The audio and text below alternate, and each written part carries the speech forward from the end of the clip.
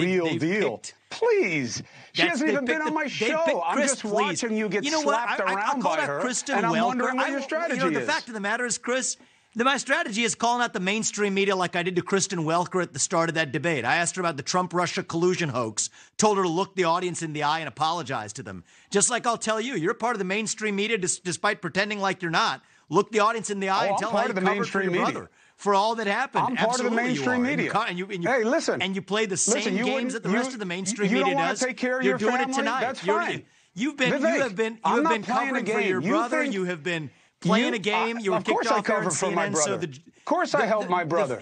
Of course I do. And you know what? That's been journalistic standards that have now been failed, not just by you, but by every member of the broken political media. So, yes, it is going to take an outsider to call it out.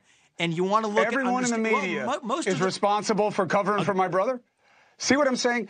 90%. You miss 90% of the media is colluding with respect to pushing one answer Vivek, on the American public for the origin of COVID-19 to the Hunter Biden laptop story to now which people they decide they want to put up as their puppets to take on Donald Trump. And that's just the fact of the matter. Look, Vivek, you can talk a lot. What has to do with it is that mainstream media is setting the terms of the actual debates in this country. Okay?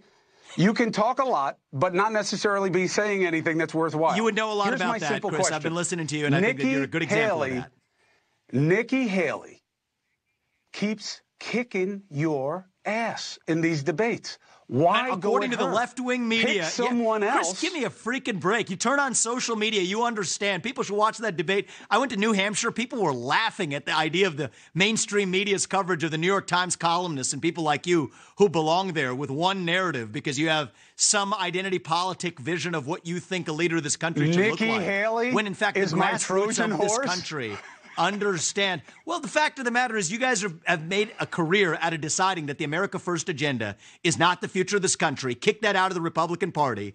Put a genteel version that you can control as your little puppet so American politics looks the way you want it to.